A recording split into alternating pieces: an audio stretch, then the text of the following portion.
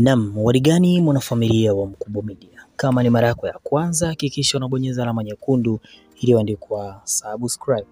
Kuna rekodi imeandikwa kati ya Harmonize pamoja na Mario, ambapo kuna ngoma waliwahi kufanya, ngoma inaenda kwa jina la Naogopa.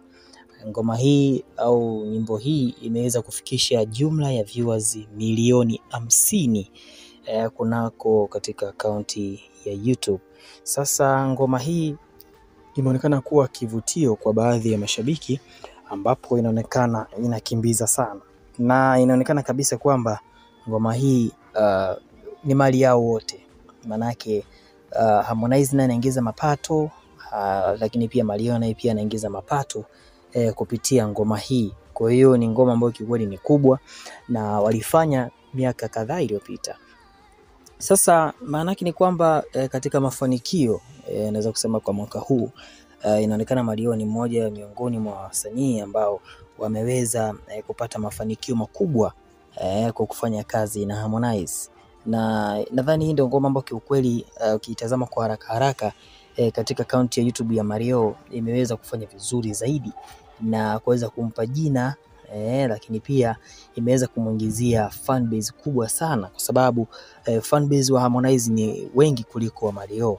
Lakini pia kwa upande wa Harmonize ameingia pia katika rekodi nyingine kuweza kufanya kolabo nzuri na ambayo imepokewa vizuri na mashabiki, kwa sababu ukiangalia katika battle wasanii wanaofanya vizuri Tanzania huwezi kuliacha kulitaja jina la Harmonize.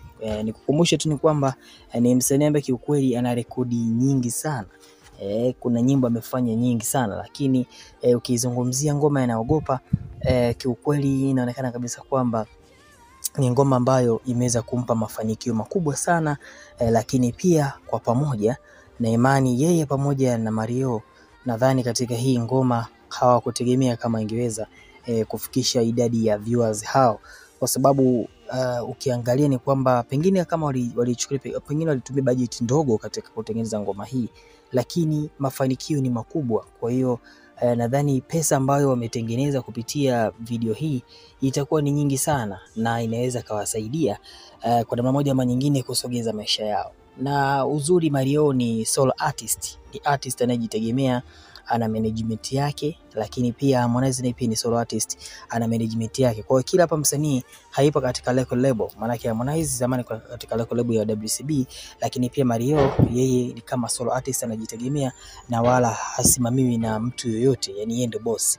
Kwa hiyo una maoni gani kuhusiana na collabo kati ya Harmonize na Mario? Naogopa kufikisha viewers milioni 50 katika mtandao wa YouTube, lakini pia hakikisha unabonyeza alama nyekundu ili subscribe.